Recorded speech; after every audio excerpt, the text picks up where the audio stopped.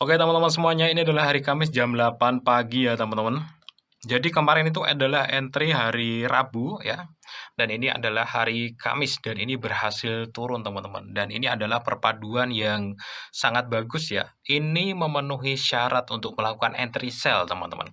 Jadi syarat melakukan entry sell menurut saya dan yang saya gunakan setiap hari itu ada 4 dan selalu itu teman-teman. Oke, untuk teman-teman yang mau trading forex jangan lupa sama broker XM, salah satu broker forex terbaik di dunia. Dan di broker XM ini teman-teman bisa dapat bonus deposit.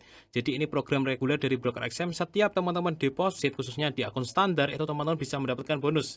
Itu 50% sampai dengan $500 dan 20% sampai dengan $4.500. Ini bisa buat trading ya. Meskipun nanti untuk bonusannya itu nggak bisa di withdraw, tapi profitnya tetap bisa di withdraw kayak gitu.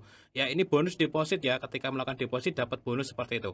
Oke, untuk informasi selengkapnya teman-teman bisa cek aja link yang ada di deskripsi video ini. Halo Sobat YouTube, selamat datang di channel ini teman-teman. Di video ini saya mau praktek trading sambil sekalian sharing-sharing ke teman-teman ya.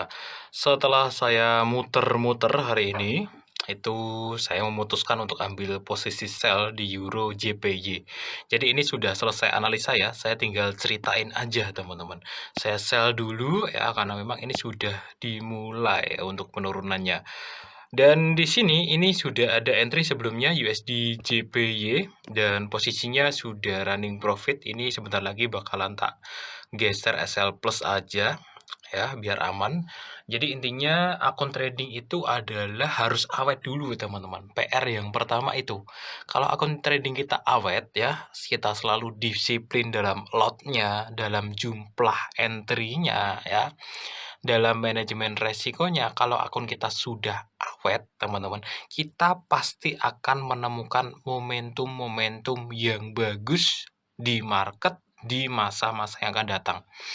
Banyak sekali orang-orang yang menyesal ya karena sudah margin call duluan itu ya. Jadi pengalaman saya dulu juga seperti itu ya. Aduh, ini ada momentum bagus ya.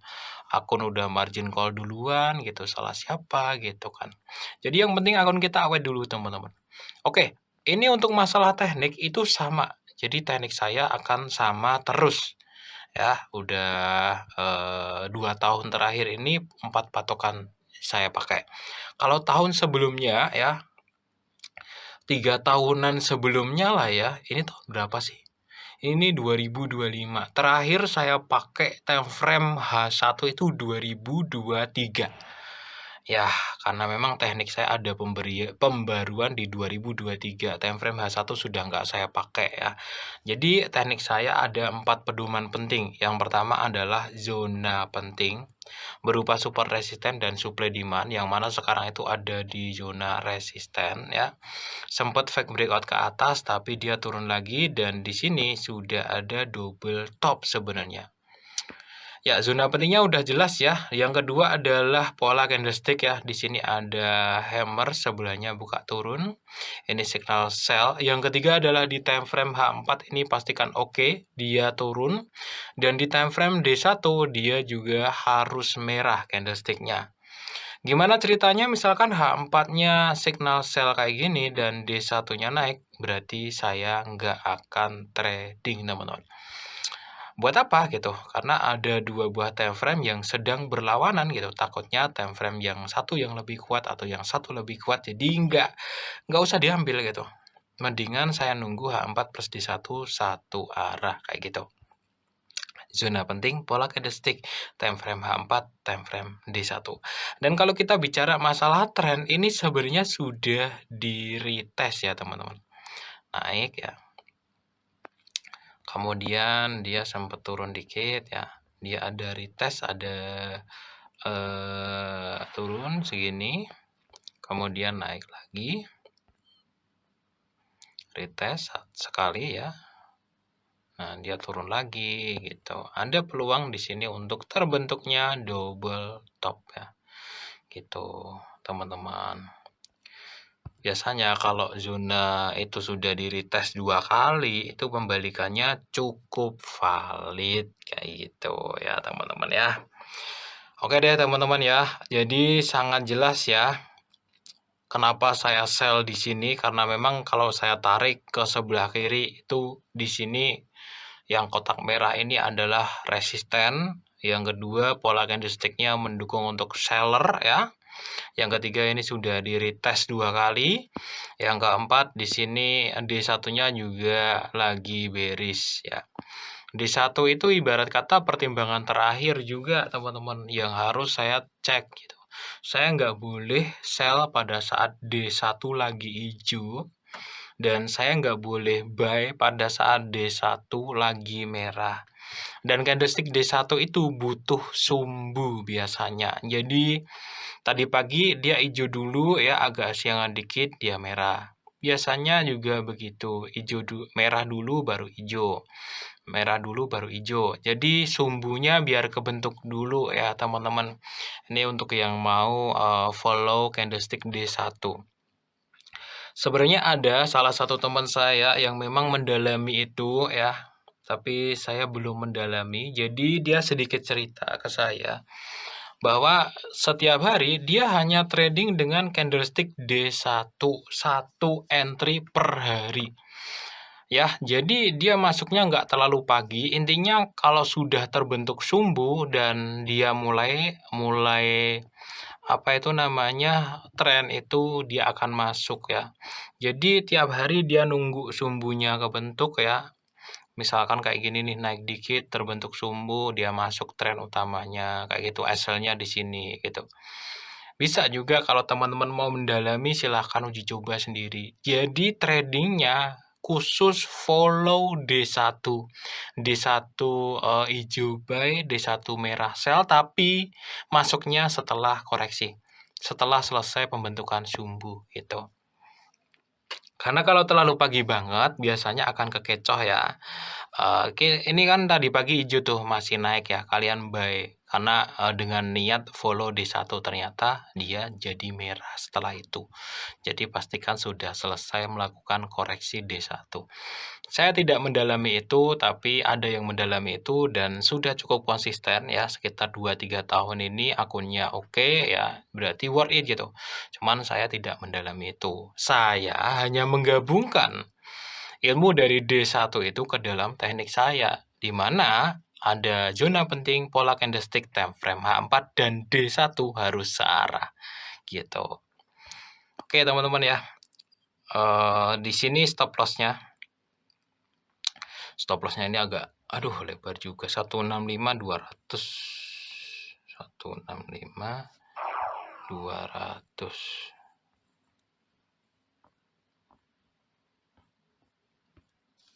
coba cek ya di situ aja. Kalau dia jadi naik jadi hijau udah bahaya, kalau nggak ke atas ya saya anggap selesai gitu aja.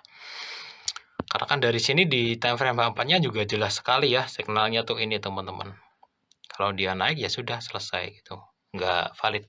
Oke teman-teman ya, saya skip dulu. Ini adalah hari Rabu jam setengah 9 pagi, tanggalnya AB-in aja seperti biasa ya.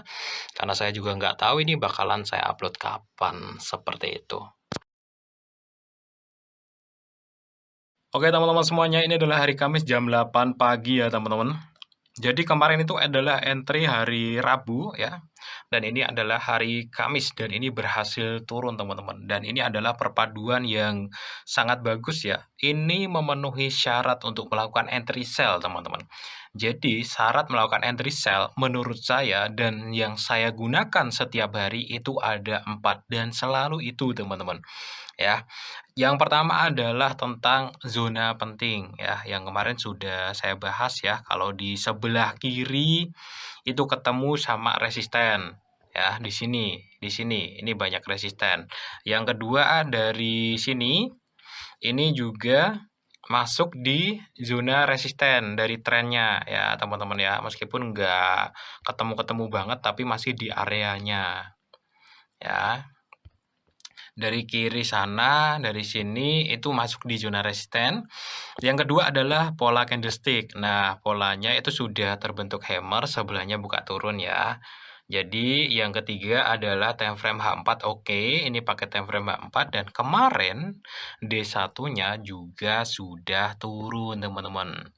Jadi dari keempat syarat itu memenuhi, jadi bisa saya eksekusi, seperti itu teman-teman. Dan ini profit sekitar $150 ya dalam waktu 2 hari. Jadi ini sudah cukup teman-teman. Ini ada entry baru SAU USD tapi di bagian yang lain ya teman-teman ya, tidak saya bahas di sini. Sebagai catatan juga buat teman-teman semuanya, ketika kalian mau nambah entry, istilahnya memang ada niat nih buat maksimalin keuntungan. Itu juga harus dengan bijak ya teman-teman. Kalian kalau mau nambah entry, itu pastikan yang satu entry ataupun entry yang lawas itu sudah profit banyak duluan, SL-nya sudah terukur, baru kalian nambah entry. Syukur-syukur sudah SL plus, baru kalian nambah entry.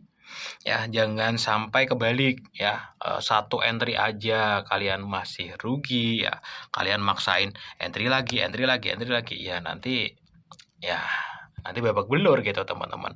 Entry yang baru pun juga saya takar dengan, stop loss yang terukur gitu teman-teman. Jadi sudah siap jika kedua entry itu kena stop loss semuanya. Saya ngomong begini karena ini sebenarnya yang paling penting ya teman-teman. Yang paling penting itu adalah akun kalian awet dulu teman-teman. Ya kalau akun kalian awet otomatis misalkan hari ini stop loss ya.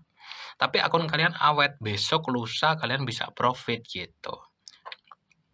Tapi kalau kalian akunnya nggak awet, nggak pernah pakai SL, apalagi full margin, kalian tiba-tiba rugi gede ya, hari ini habis, besok bengong gitu. Ada momentum ya bengong aja bisanya, karena ya duitnya udah habis duluan gitu teman-teman ya.